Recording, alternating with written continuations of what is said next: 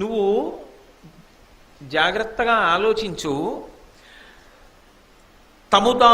తముదారెరుగుట వేగపడమి దాలిమి విడుపు కలుగుటయులేని ప్రభుత్వము కలదే వారియంది సుమానుషములో ఒకడు పట్టి చూడంగలదే ఒకడు పట్టి చూడంగలదే అంటాడు. అంటే ఏమయ్యా, నువ్వు ఈ రాజ్యం అంతా ఎవరికి ఇవ్వాలని అనుకుంటున్నావు? దుర్యోధనుడికి, దుశ్శాసనుడికి, మిగిలినటువంటి తమ్ముళ్ళకి కట్టపెట్టాలని, కర్ణుడు శకుని పక్కన ఉండి మంత్రాంగం నెరపాలని నువ్వు కోరుకుంటున్నావు. కానీ నేనొక్క మాట చెప్తాను, బాగా ఆలోచించు. లోకంలో ఎక్కడైనా కూడా ఒక రాజ్యాన్ని పరిపాలన చెయ్యాలి, సమర్థతతో పరిపాలన చెయ్యాలి అంటే కొన్ని గుణములు ఉండాలి. ఆ గుణములు కలిగిన వాళ్ళైతే వాళ్ళ అధికారం శాశ్వతంగా నిలబడుతుంది. తప్ప గుణములు లేకుండా కేవలము కుట్రల ద్వారా, కుతంత్రముల ద్వారా, వ్యూహముల ద్వారా రాజ్య సంపదని పొందామని అనుకున్నా అది శాశ్వతంగా నిలబడేది కాదు, జారిపోతుంది, పోతుంది అధికారం. అధికారం తిరుగు లేకుండా అలా నిలబడిపోతుంది. అలా నిలబడడానికి ప్రభువుకి కొన్ని లక్షణాలు ఉండాలి, కొన్ని ప్రధానమైన లక్షణములు ఉంటాయి. ఆ ప్రధాన లక్షణముల విషయంలో రాజీ ఉండదు, అవి ఉండి తీరవలసిందే, లేకపోతే అలవాటు చేసుకోవలసిందే. అవి ఉన్నాయా అన్నది ఎప్పుడైనా ఆలోచించావా? నేను వీళ్ళకి ఇచ్చేశాను, రాజ్యం అంతా వీళ్ళకు ఉండిపోవాలి, ధర్మరాజుకు ఉండకూడదు అంటున్నావు కదా. నేను నీకు కొన్ని గుణములు చెప్తా. ఆ గుణములు దుర్యోధను యందు, దుశ్శాసనుని యందు, కర్ణుని యందు, శకుని యందు ఉన్నాయా? ఉంటే వీళ్ళకు ఉంటుంది రాజ్యం. వీళ్ళకి లేకుండా ధర్మరాజు యొక్క తమ్ముళ్ళ యందు ఉంటే వెళ్ళిపోతుంది రాజ్యం. నువ్వు పట్టు కూర్చుని ఏడిస్తే ఉంటుందా గుణములు వాళ్ళ యందు లేనప్పుడు? ఆ 4 ఉన్నాయా? అప్పుడు కాదు, ఎప్పటికీ అంతే ఆ సిద్ధాంతం. అందుకు విదురుడు చెప్పిన మాటలకు అంత విలువ. అందులో ఆయన మొదట చెప్పింది ఏంటంటే తముతా మెరుగుట. ఎప్పుడైనా సరే ప్రభుత్వాన్ని నిర్వహించేటప్పుడు, రాజ్య పరిపాలన చేసేటప్పుడు మొదట ఉండవలసిన లక్షణమేది? తన గురించి తాను తెలిసినటువంటి వాడై ఉండాలి. ఇది చాలా పెద్ద మాట సుమండి. ఎందుకని అంటే లోకంలో ఆవు గురించి చెప్పండి, ఏదో చెప్తారు. పనస చెట్టు గురించి చెప్పండి, చెప్తారు. అరటి చెట్టు గురించి చెప్పండి, చెప్తారు. మిమ్మల్ని నేను అకస్మాత్తుగా పిలిచి మీ బలమేమి బలహీనతేమి అని అడిగాను అనుకోండి, మీరు చెప్పలేరు. ఎందుకో తెలుసా? అసలు నా బలం ఏమిటి అన్నది ఎంత వయసు వచ్చినా ఇది నా బలం, ఈ విషయంలో నాకు సమర్థత ఉంది, నేను మొక్కవోని స్థితిలో నిలబడగలను అని తన బలం ఏమిటో తాను గుర్తిరిగి ఉండాలి. తన బలహీనత కూడా తనకి గుర్తిరిగి ఉండాలి. అప్పుడు ఏమవుతుందో తెలుసా? ఈ బలహీనత తప్పుకునేటటువంటి ప్రయత్నం చెయ్యాలి. తప్పించుకునే ప్రయత్నం లేదనుకోండి, అది సాధ్యం అయ్యేది కాదనుకోండి, ఆ బలహీనత వల్ల ఎప్పటికైనా రాజ్యం పోతుందన్న విషయంలో కూడా స్థిరపడిపోయి ఉండాలి. అదేమిటండి అలా ఎలా ఉంటుంది అని మీరు అంటారేమో. నేను మీకు ఒక్క విషయం చెప్తాను, బాగా పట్టుకుంటారంటే రాజ్య పరిపాలన గురించి కదా మాట్లాడుతున్నాడు విదురుడు. నేను మీతో ఒక మాట చెప్తాను. టంగుటూరి ప్రకాశం పంతులు గారు ఆంధ్రప్రదేశ్ రాష్ట్రానికి ముఖ్యమంత్రి అయ్యారు. ఒక రోజున ఆయన ముఖ్యమంత్రిగా ఉండగా శాసనసభలో చర్చలు అవుతున్నాయి. చర్చ పూర్తి చేసిన తర్వాత ముఖ్యమంత్రి సభ ఆ రోజు పూర్తయిపోయింది, వెళ్ళిపోతున్నారు దండాలో నడుస్తూ. చుట్టూ మంత్రులు ఉన్నారు, వాళ్ళు ఉన్నారు, వీళ్ళున్నారు, వెళ్తున్నారు. నల్లపాటి వెంకటరామయ్య గారని ఆ రోజుల్లో ఆయన శాసనసభాపతి. శాసనసభాపతి అంటే అత్యంత కీలకమైన స్థానం అది. శాసనసభాపతి నల్లపాటి వెంకటరామయ్య గారు ఆ రోజుల్లో ఉన్నారు. ప్రకాశం పంతులు గారు ఇలా నడిచి ఎడుతుంటే నల్లపాటి వెంకటరామయ్య గారు అలా వస్తున్నారు. ప్రకాశం పంతులు గారి మీద గౌరవం కొద్దీ ఆయన ఏం చేశారంటే చటుక్కున ఆగిపోయి కొంచెం అలా నిలబడిపోయారు. ప్రకాశం పంతులు గారు ఇలా దాటిపోతే మనం వెళ్ళిపోదాం, ఏదో ఆయన మీద గౌరవం కొద్దీ. ప్రకాశం పంతులు గారు అకస్మాత్తుగా ఆగి ఇలా వెనక్కి తిరిగి చూసి, వెంకటరామయ్య, నా ప్రభుత్వం పడిపోతే ప్రతిపక్షం వల్ల పడిపోదయా, నీ వల్లే పడిపోతుంది అన్నారు. ఇవి నేను చెప్తున్నాను అనుకుంటున్నారేమో. టంగుటూరు ప్రకాశం పంతులు గారు ఇంచుమించు 700 పేజీల పుస్తకం రాసుకున్నారు, నా జీవిత యాత్ర అని. చదివి తీరవలసిన పుస్తకం. ఆ నా జీవిత యాత్ర పుస్తకంలో ఆయన జీవితంలో చిట్ట చివరి ఘట్టాన్ని తెన్నేటి విశ్వనాథం గారు పూర్తి చేశారు. అందులో నాకు జ్ఞాపకం వచ్చి చెప్తున్న సందర్భం ఇది. వెంకటరామయ్య, నా ప్రభుత్వం పడిపోతే ప్రతిపక్షానికి పడిపోదయా, నీ వల్ల పడిపోతుంది అన్నారు. ఖచ్చితంగా అలాగే పడిపోయింది ఒకప్పుడు. ఎందుకు పడిపోయింది అంటే అంటే మరి బలహీనత తెలిసి మార్చద్దా అంటే అది కుదిరిన సందర్భం కాదు. ఇప్పుడు నేను ఆ రాజకీయాలన్నీ ఎందుకు మాట్లాడడం, అలా కుదరలేదు. శాసనసభాపతిని మార్చడం కుదరలా అప్పుడు. కానీ ఈ సభకు ఈ ప్రభుత్వమునందు విశ్వాసము లేదు అని ఒక అవిశ్వాస తీర్మానం, ఏదో మద్య నిషేధ విధానమునందు రామ్మూర్తి పంతులు గారి సంఘం ఇచ్చినటువంటి రామ్మూర్తి గారి సంఘం ఇచ్చినటువంటి సలహాలను అమలు చేయనందుకు ఈ ప్రభుత్వమునందు విశ్వాసము లేదు అని ఒక తీర్మానం. 2 తీర్మానాలు ప్రతిపక్షం ప్రవేశపెట్టింది. మొదటిది ప్రవేశపెట్టారు శాసనసభాపతి, 7 ఓట్ల తేడాతో ప్రతిపక్షం ఓడిపోయింది. అంటే ప్రభుత్వం నిలబడింది కదా. వాళ్ళు అన్నారు 2వ తీర్మానం కూడా పెట్టండి అన్నారు. అంటే పాలకపక్షంలో కొంతమంది పెద్ద పెద్ద వాళ్ళు లేచి అన్నారు ప్రభుత్వమునందు విశ్వాసం లేదనే కదా మొదటి తీర్మానం, అది ఓడిపోయింది కదా, ఇంకా మళ్ళీ ఇంకో కారణానికి మళ్ళీ ప్రభుత్వమునందు విశ్వాసం లేదని 2వ తీర్మానం పెడతారా? పెట్టరగా, అయిపోయిందిగా, పెట్టకండి అన్నారు. దాన్ని ఒప్పుకోకండి అన్నారు శాసనసభాపతిని. ఆయన అన్నాడు మొదటిది ఓడిపోయింది, 2వది ఓడిపోతుందిగా, వాళ్ళ మాట కాదండం ఎందుకండి అని పెట్టారు. 1 ఓటు తేడాతో ప్రతిపక్షం గెలిచింది. ప్రకాశం పంతులు గారి ప్రభుత్వం పడిపోయింది.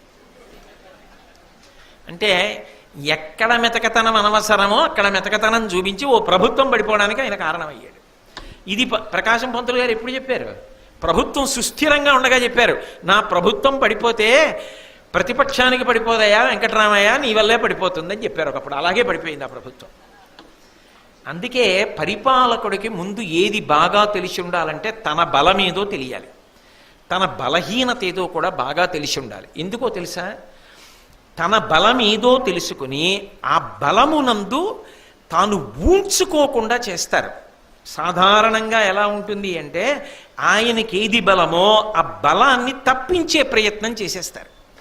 అందుకే అలా జరిగేటటువంటి ప్రయత్నాలు ఏముంటున్నాయో అవి వమ్మైపోయేటట్టుగా ముందు నుంచే జాగ్రత్త పడి తన బలాన్ని తాను నిలబెట్టేసుకోవాలి.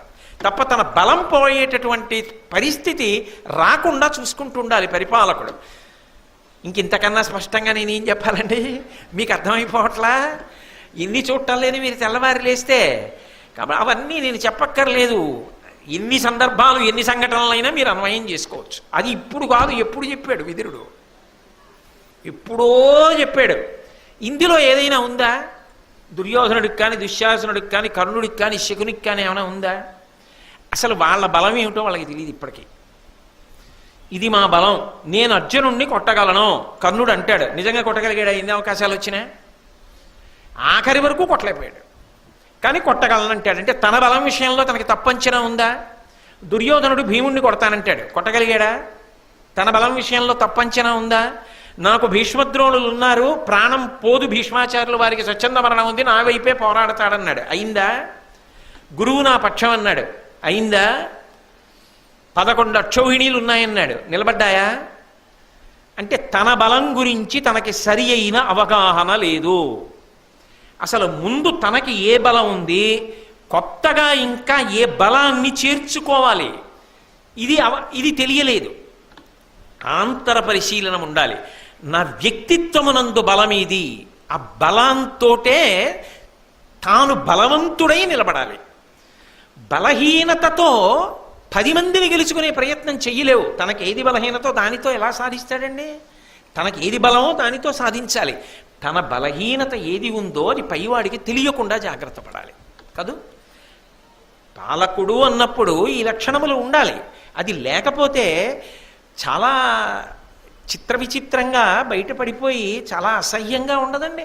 ఇప్పుడు ఏనుగు అని రాయవలసి వచ్చిందనుకోండి, ఏనుగు అని రాయడంలో ఎవరో పొరపాటు పడ్డాడు అనుకోండి, అదేం పెద్ద వార్త కాదు. కానీ ఒక పెద్ద పదవిలో ఉన్నవాడు ఏనుగు అన్న తప్పు రాశాడు అనుకోండి, అది పెద్ద వార్త అయిపోతుంది. ఏనుగు అన్నది నీకు రాయడం రాయిపోతే రాయకూడదు అసలు. ఆ పాట రాదా అని వెళ్ళిపోవాలంతే. నీకు రాదన్న విషయం నీకు అడుగులో పెట్టుకోవాలి. రాయడం ఎందుకు కదా? అంటే వచ్చు అనుకుని, అనుకోకు, వచ్చో రాదో బాగా నిర్ణయం చేసుకో.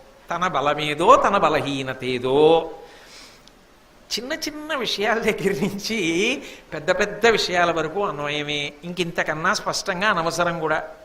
కాబట్టి ఇది తెలిసి ఉండాలి సుమా. ధృతరాష్ట్ర మహారాజా, నువ్వు ఎవలాంటి వాళ్ళకి అప్పచెప్పావు రాజ్యం? ఏది చెప్పు, తన బలం ఏమిటో తెలిసేమో. ధర్మరాజుకి తన బలం తెలుసు, ధర్మము తన బలం. తన బలం తమ్ముళ్ళు తన మాట కాదనరు, తన బలం. తన భార్య తన మాట కాదనదు, తన బలం. కృష్ణుడు తనకి బలం, తన బలం. ఇవి తిరుగులేని బలాలు. నీ పిల్లలకి చెప్పమను అలా. ధర్మరాజు బలహీనత జూదం, ఇక నేను దాని జోలికి వెళ్ళనన్నాడు. అయిపోయిందంటే ఆ బలహీనతకి ఏమవ్వాలో అది అయిపోయింది. నీ పిల్లల బలహీనత ఏమిటో చెప్పమను. అత్తేరి నాకేం బలహీనత అంటాడంతే. వాడు చెప్పడం అసలు వాడికి అది ఉందని వాడికి తెలియదంతే. అది లోపల ఉండిపోయిన వ్యాధి లాంటిది, ఎప్పుడో పటమరిస్తుంది పైకి. కాబట్టి ఎలా రాజ్యం ఉంటుందనుకుంటున్నావయా? వీడు ఒక్కడే అనుభవించాలంటావు. అనుభవించడానికి తగిన యోగ్యతలు ఏమున్నాయని అనుభవిస్తాడయా? వాడికి తెలియదు. నీ చెప్తే వింటాడా? వినడు. వినమని నువ్వు చెప్తావా? చెప్పవు. నిద్ర పట్టలేదని నన్ను పిలిస్తే ఏం చెప్తానయ్యా నీకు? ఎంత గొప్ప మాటలండి. ఏ విషయం మీద మాట్లాడాలి అన్నది ముందు 3 రోజులు ముందు ఇచ్చి దీని మీద సిద్ధమై రండి అనలేదు. అప్పటికప్పుడు నిద్ర పట్టట్లేదని పిలిచాడంటే విదురుడికి కూడా నిద్రపోయే సమయమే. కానీ ధర్మమునందు ఎంత ప్రావీణ్యతో చూడండి, ఎలా మాట్లాడుతున్నాడో చూడండి. పెళ్లి చూపులకి అలంకారం చేసుకురావడం తప్పని నేను అన్ను, అందమే. బూజులు దులుపుతున్న అందంగా కనపడితే అందం వేరు కదా. అంత తేడా లేదు. విదురుడు నిద్రపోవలసిన సమయంలో వచ్చి మాట్లాడినప్పుడు అంత బాగా మాట్లాడడానికి, ఒక మంత్రిగా ఒక విషయాన్ని మాట్లాడడానికి బాగా తయారై వచ్చి మాట్లాడడానికి ఎంత తేడా ఉండాలి? నిద్రపోవలసిన సమయంలో లేచొచ్చి మాట్లాడుతుంటే ఇంత గంభీరంగా ఉంటే నిజంగా వినేవాడు దొరికితే ఎలా మాట్లాడతాడైనా? అది ధర్మం అంటే. అది విదురుడి యొక్క ఆ ప్రజ్ఞ అన్నది. ఏదో కొన్ని మీకు బాగా అర్థం అవడానికి వేసే ఉపమానాలు సుమండి, అంతకన్నా వాటికి చిలబల పలవలు అక్కర్లేదు.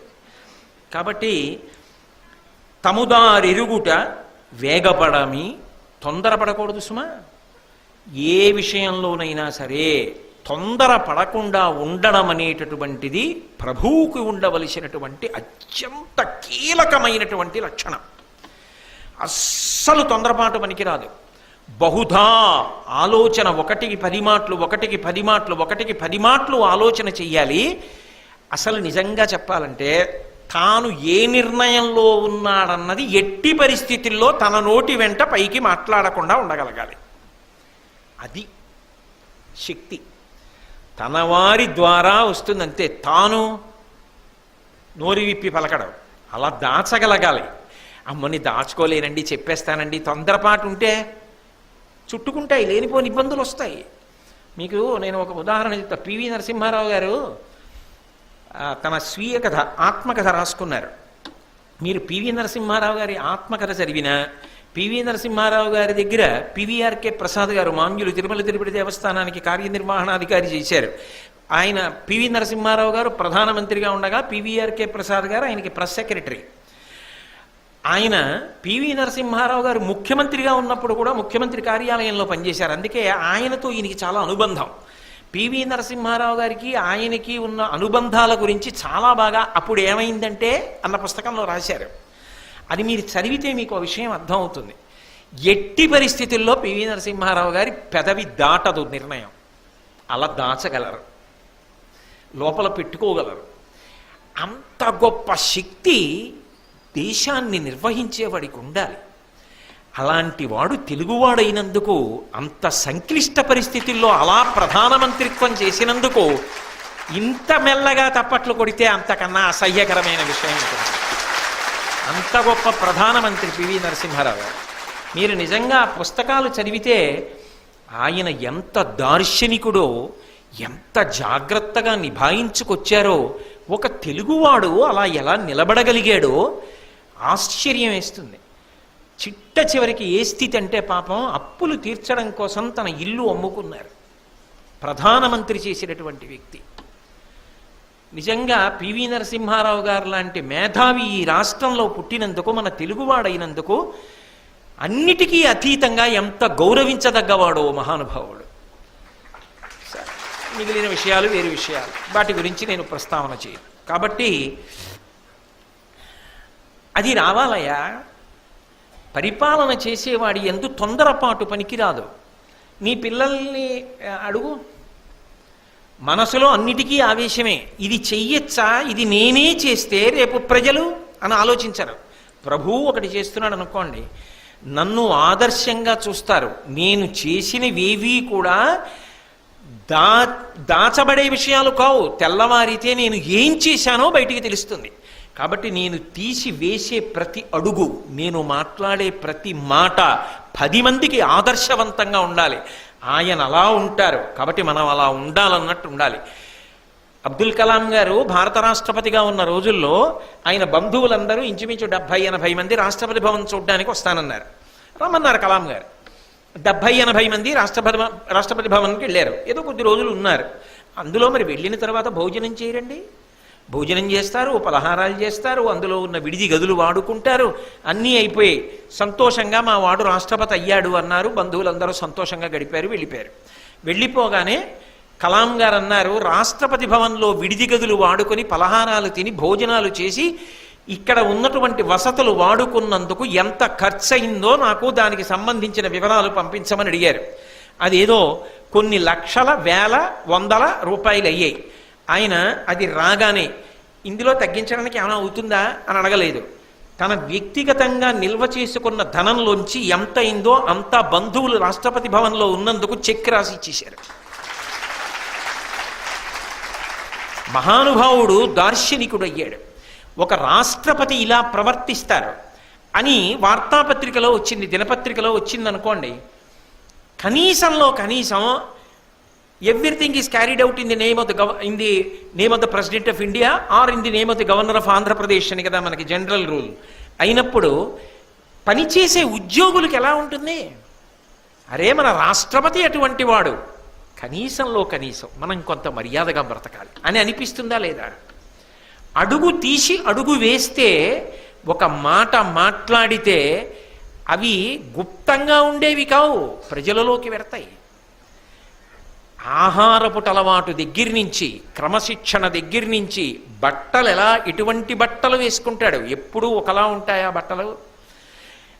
ఆయన వ్యాయామం ఎలా చేస్తాడు, ఎలా మాట్లాడతాడు, ఆరోగ్యాన్ని ఎలా కాపాడుకుంటాడు, ఎలా కష్టపడి పని చేయగలుగుతాడు, ఇన్ని విషయాలు ప్రజలు తెలుసుకుంటూనే ఉంటారు. ప్రతి క్షణం తెలుసుకోకుండా ఉండరు.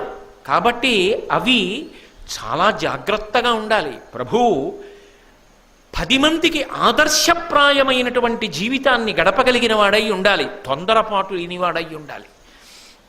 ఏది నీ కొడుకు ద్రౌపదీదేవిని ఈడ్చుకుని రమ్మంటాడు. ప్రభువే అలా చేశాడని రేపు వీధుల్లో వాళ్ళు కూడా చేస్తే ఏమిటి చేస్తాడు? రాజ్యం. కర్ణుడిని నమ్ముతాడు. కర్ణుడు ఏమంటాడు? 5గురు భర్తలు ఉన్నదానికి 6వ వాడు భర్త అయితే తప్పేమిటి? జూదంలో ఓడిపోని వాడిని చూసుకొని నిన్ను చూపించాడు, నీ కొడుకుని చూపించాడు. నీ కొడుకు ఏం చేశాడు? తొడకొట్టి, ఎవరు? వదిన గారు, ధర్మరాజు గారి భార్య వచ్చి కూర్చోమన్నాడు తొడ మీద. వదిన తల్లితో సమానం. ఆవిడనొచ్చి తొడ మీద కూర్చోమ్మని నీ కొడుకు అడిగాడు. వాడు రాజు. అలా కూర్చోమ్మని చెప్పిన వాడు కర్ణుడు. దొంగజూదం ఆడినవాడు శకుని. పరాయి కాంతని, మహాపతివ్రతని, వదిన గారిని జుత్తు పట్టి ఈడ్చి తెచ్చి చీరలాగినవాడు ఇంకొక కొడుకు. వీళ్ళు రాజ్యం అప్పచెప్పావు వీళ్ళకి. వీళ్ళు ఇంతంత తొందరబాటు ఉన్నవాళ్ళు. వీళ్ళు పరిపాలిస్తున్న రాజ్యం ఎలా ఉంటుందనుకుంటున్నావు? ప్రజలు శాంతియుతంగా ఎలా ఉంటారు? ఎందుకు సక్రమంగా ఉంటారు? ఎందుకు ధర్మాత్ములై ఉంటారు? ధర్మం వాళ్ళల్లో ఉండదు, వీళ్ళల్లో ఉండదు. ఉండనప్పుడు లక్ష్యం ఎందుకు ఉంటుంది? అధికారం నీ దగ్గర ఉంటుంది, జారిపోతుంది ఉన్నాళ్ళకి. ఇది ఉన్నదా? మరి అదే పాండవులైతే ప్రతిజ్ఞ చేశాడు, ఇక్కడే చంపేయాలన్నాడు. చంపాడా? అన్నాడు అంతే ధర్మరాజు. కూర్చున్నాడు భీముడు. గాంధీవంతో బాణపరంపర కురిపించలేడా అర్జునుడు? మిన్నకున్నాడు అంతే. ధర్మానికి కట్టుబడ్డాడు. అన్నగారు ఒక్క మాట అన్నాడా? ద్రౌపదీదేవిని 3వ వరం కోరుకోమన్నావు, కోరిందా? తొందరపడిందా? క్షత్రియ కాంతకి 2 వరాలే అని 2 కోరింది. ఎవరికి తొందరపాటు లేదు, వాళ్ళకి లేదు. ఎవరికి తొందరపాటు ఉంది? నీ బిడ్డలకు ఉంది. అంతా వాళ్ళకి ఇస్తానంటావు. నీ తాత సొత్తా? ఎలా ఉంటుందనుకుంటున్నావు? జారిపోదా? జరగని దానికి ఆశపడి వెంపర్లాడి నిద్రపోగొట్టుకుని ఆరోగ్యం పాడు చేసుకుంటామే ఈ వయసులో. నిద్ర పట్టదంటామే. ఏది సత్యమో, ఏది నువ్వు తప్పించలేవో దాన్ని అంగీకరించి పడుకో, నిద్రపడుతుంది. అయ్యో బాబోయ్, ఎలా మాట్లాడుతున్నాడండి? అసలు కాల్చి వాత పెట్టేస్తున్నాడు అంతే. ఎప్పుడు నిద్రపోకుండా లేచొచ్చి మాట్లాడితే. కాబట్టి అలా ఉండడం రావాలి. వేగపడమి, దాలిమి. దాలిమి అంటే ఓర్పు. మనిషికి చాలా గొప్ప ఓర్పు ఉండాలి. అందున ప్రభుత్వంలో ఉన్నటువంటి వాడికి ఓర్పు ఎక్కడుండాలో తెలుసా? పరిపాలనా విధానమునందు మార్పు తీసుకొస్తాడు ప్రభు. ఒక ప్రభు వచ్చాడు అనుకోండి, ఇది ఇలా ఉంటే బాగుంటుంది అని ఆయన అనుకుంటాడు, అందులో తప్పు లేదు కదా. ఆయనకి అధికారం వచ్చింది, ఇది ఇలా ఉండాలి అని కోరుకుంటాడు. ఇది ఇలా జరిగితే బాగుంటుందని ఒక పథకం పెట్టాడు, ఇది ఇలా ఉండాలి అని ఒక నిర్ణయం చేశాడు. కానీ దాని ఫలితం వెంటనే వచ్చేస్తుందా? రాదు. దానికి కొంత సమయం పడుతుంది. అది ప్రజలలోకి వెళ్ళి వాళ్ళు అలవాటు చేసుకుని అలా పాటించి మధ్యలో ఎక్కడ ఏమీ తేడాలు రాకుండా పూడ్చగలుగుతుంటే అది అలా ప్రజలలోకి వెళ్ళి నువ్వు ఏ ఫలితాలు కోరుకున్నావో అవి ప్రజల నుండి నీకు వస్తాయి. అలా నువ్వు అసలు ఓర్పు పట్టకుండా ఇవాళ పెట్టి రేపటికి ఫలితాలేమిటి అని అడిగితే, ఓర్పు లేకపోతే రాజ్యం ఎలా నడుస్తుంది? ఏదో కబీర్ దాస్ గారు ఒక మాట అంటాడు, ధీరే ధీరే రేమన ధీరే సబుచి హోయ్ మాలీ సీంచే సౌగరే ఋతువాయే ఫల్హోయే అంటాడు. ఇవాళ జామ మొక్క వేసి నేను రాత్రి పగలు పట్టుకొచ్చి నీళ్ళు అలా పోసేసాను అనుకోండి, అయినా కాయ లేదు దిక్కుమాల జామ చెట్టు అని తిట్టాను అనుకోండి, కాయ కాస్తుందా? ఎందుకు కాస్తుంది? ఇవాళ జామ మొక్క వేశాను, అది చెట్టవడానికి ఓ 2 ఏళ్ళు పడుతుంది, కాయడానికి ఓ 3 ఏళ్ళు పడుతుంది. ఋతువాయే ఫల్హోయ్, అది ఆ ఋతువు రావాలి, వచ్చిన తర్వాత కాయ కాస్తుంది. అంతేగాని మాకు ఇంట్లో అవసరం ఉంది, పెళ్ళి వచ్చింది, నువ్వు కాయద్దా శ్రవణ మాసంలో అంటే మామిడి చెట్టు కాస్తుందా? కాయదు. అది వచ్చే వరకు నువ్వు వేచి ఉండాలి. ఆ వేచి ఉండడంలో ఓర్పు ఉండాలి. సహనం అన్న మాటకు అర్థం ఏమిటంటే ప్రభుత్వం వైపు నుంచి, ప్రభువు వైపు నుంచి మాట్లాడుతున్నది, సామాన్య జనానికి హితవాక్యంగా కాదు. మీరు బాగా పట్టుకోవాలి, రెండిటికి తేడా ఉంటుంది. ప్రభుత్వమునకు అంటే మాట్లాడుతున్నది ఎవరు? ధృతరాష్ట్రుడు మాట్లాడుతున్నాడు.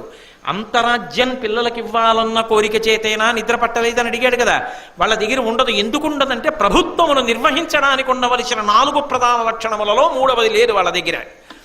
ఏదా 3వది అంటే ఓర్పు.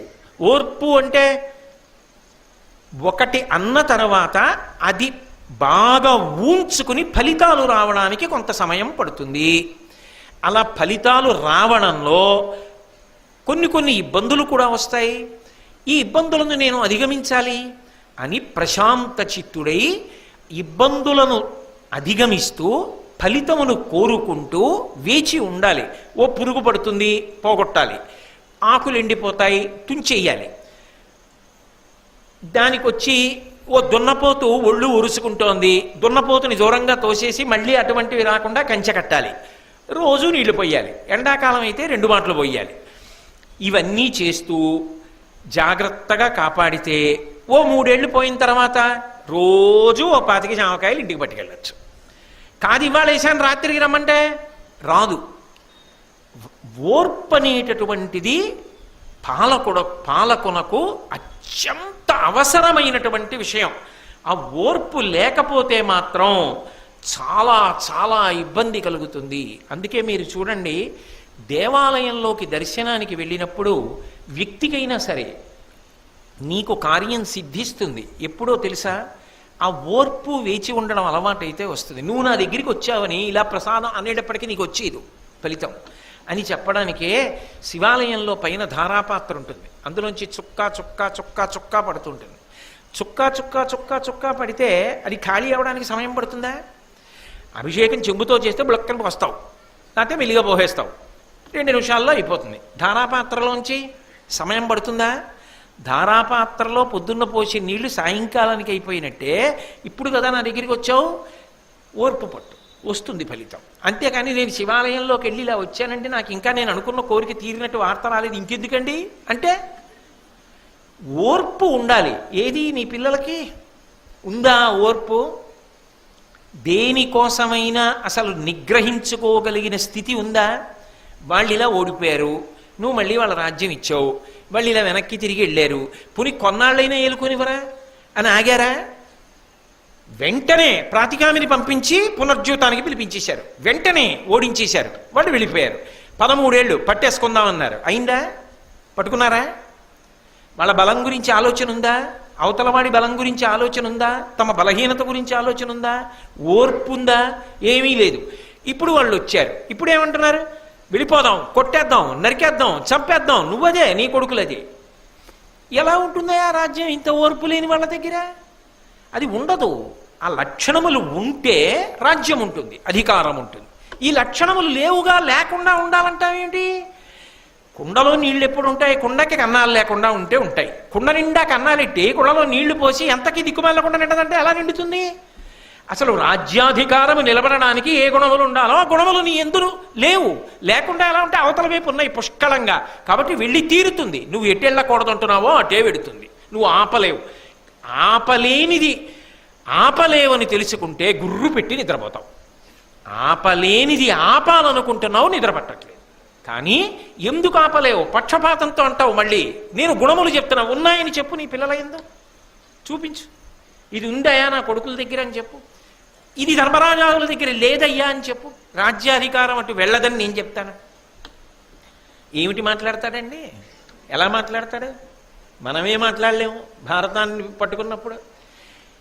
అంటే ఎంత గొప్పగా ప్రశ్న వేసి ఎంత గొప్పగా మాట్లాడుతున్నాడో చూడండి అని ఆయన అన్నాడు. ఎప్పుడు విడుపు కలుగుటయులేని ప్రభుత్వము కలదే. లోకంలో ఎప్పుడైనా ఒకటి గుర్తుపెట్టుకో ధృతరాష్ట్ర మహారాజా, ప్రభుత్వం అనేటటువంటి దాని యందు నిలవ శబ్దము అన్వయము కాదు. ఒక మనిషి ఉన్నాడు అనుకోండి, కొంత దాచుకుందాం, కొంత దాచుకుందాం, కొడుకులకు కావాలి, కోడళ్ళకు కావాలి, మనవలకు కావాలి అని అనుకోవాలి. ప్రభుత్వం దాచేసుకునే ప్రయత్నం చేయకూడదు. ప్రభుత్వం ప్రజలకి కష్టం లేకుండా తీసుకోవాలి. ప్రజల హితం కోసం ఖర్చు పెట్టేయాలి. అది తిరుగుతూ ఉండాలి. ఆ తిరగడంలో ప్రయోజనాత్మకంగా తిప్పగలగాలి. పుచ్చుకోవడం అంత సౌమ్యంగా పుచ్చుకోవాలి. పెట్టడం అంత ప్రయోజనకరంగా పెట్టాలి. ఆకలి ఉన్నవాడికి అన్నం పెట్టడానికి, ఆకలి లేని వేడికి అన్నం పెట్టడానికి తేడా ఉందా లేదా? పెట్టినప్పుడు ప్రతి రూపాయి ప్రయోజనాత్మకంగా పెట్టాలి. ఇంత పెట్టకుండా కొంత దాచేసుకుంటే అన్న ఆలోచన రాకూడదు. కాబట్టి విడిచిపెట్టడంలో అసలు ప్రభుత్వపు మనుగడ ఉన్నది. ఎలా సాధిస్తావు, ఎలా ఖర్చు పెడతావు, ఖర్చు పెట్టి ఇదిగో నేను ఇది సాధించాను రాష్ట్రానికి, ఇది సాధించాను దేశానికి అని నువ్వు చూపించగలిగితే ప్రజలు సంతోషంగా నీ వెంట తిరుగుతారు, ప్రభుత్వం నిలబడుతుంది. అది చెయ్యలేకపోతే దాచుకోవడం, ఇవంతా నాకే, నేను దాచేస్తా అన్నా ప్రభుత్వానికి వచ్చింది ప్రభుత్వంలో ఉన్న వాళ్ళ సొంత ఆస్తిగా మారిపోయినా ఇంతకన్నా నేను చెప్పక్కర్లేదు. అప్పుడు ప్రభుత్వాలు నిలబడమంటే, అధికారాలు నిలబడమంటే నిలబడవు. ధృతరాష్ట్ర మహారాజా విడిచిపెట్టడం చేత నిలబడతాయి. అలా ఉంటుందా అనుకోకండి. అసలు నిజంగా యథార్థంగా చెప్పాలంటేనండి, రాజులకందరికీ కూడా దార్శనికుడు ఎవరంటే సూర్యనారాయణమూర్తి. వేసవి కాలంలో ఒంట్లో తాగిన నీళ్లు కూడా లాగి బారేస్తాడు. చిన్న గుంతలో ఉన్న నీళ్లు కూడా లాగేస్తాడు. సముద్రంలో ఉన్న నీళ్లు కూడా లాగేస్తాడు. ఇంట్లో దాచుకున్నాడా ఏమి? వర్షాకాలం వచ్చేటప్పటికే నల్లటి మబ్బుల రూపంలో తీసుకొచ్చి వర్షించేస్తాడు. ఇంకుడు గుంతలు తవ్వుకోకపోతే మంది తప్పు, సముద్రం పాలైపోతుంది నదిలో నీరంతా. కాబట్టి భూగర్భ జలాలు మనం పెంచుకోవాలి, అది మన కర్తవ్యం. ఆయన తప్పే ఉంది? ఆయన వర్షించవలసింది ఆయన వర్షించేస్తాడు. తను దాచుకున్నది ఉందా? లేదు. కానీ ఆ పీల్చడంలో, ఇవ్వడంలో మాత్రం మన మనుగడ ఉంది. అలా లేకపోతే మనం బ్రతకలేం. ఆ వేసవికాలం రావాలి, వర్షాకాలం రావాలి. ఆ వేసవికాలం వచ్చినప్పుడు దానందం దాంది. అందులో మామిడి పండును అనుభవించాలి, మామిడికాయను అనుభవించాలి, మామిడి చిగురును అనుభవించాలి, కోయిల పాటను అనుభవించాలి, ఆ వేడిని అనుభవించాలి. నిష్కారణంగా వేడిలో తిరగకుండా ఉండడం అలవాటు చేసుకోవాలి. చక్కగా చల్లటి మజ్జిగ తాగాలి, అక్కర్లేనివి తాగకుండా ఉండాలి. ఓ ఆరోగ్య నియంత్రణ నేర్చుకోవాలి. దాంట్లో ఉండే సొబగు దానిలో ఉంది. వానలు పడిన తర్వాత ఉండవలసిన విధానం వానల కాలానికి ఉంది. అప్పుడు విత్తనాలన్నీ మొక్కలవుతాయి. అది పడకముందే విత్తనాలు పెట్టాలి, పందిర్లు వెయ్యాలి, పాదులు పెంచాలి, మొక్కలు పెంచాలి, ఇంకుడు గుంతలు తవ్వాలి, భూగర్భ జలాలు పెంచుకోవాలి, చల్లగా ఉండాలి, ప్రకృతిని చూసాలి, మురిసిపోవాలి. అంతేగాని ఒకప్పుడు చెయ్యవలసింది అప్పుడు చెయ్యకుండా ఇది ఇలా ఉందని ఏడిస్తే ఎప్పుడూ ఏడిపే. వానొస్తే వానొచ్చిందని ఏడుపు. వానొచ్చింది చచ్చిపోతున్నామండి, 3 రోజుల నుంచి ఆగట్లేదు, అదే పనిగా జల్లు. ఎండొచ్చింది అప్ప ఎండలు కాల్ చేస్తున్నాయండి, చలి వచ్చింది అప్ప మంచు పట్టలేదండి, పడిచం పట్టేసింది. మరి ఏం చేయమంటావు? అప్పుడు నీకు ఎప్పుడూ శాంతి లేదు. కానీ ఎప్పుడైనా శాంతి చూడగలిగిన మనసు ఉంటే. ఆ సూర్యుడు పీల్చడం సబబు, ఆ సూర్యుడు ఇవ్వడం సబబు.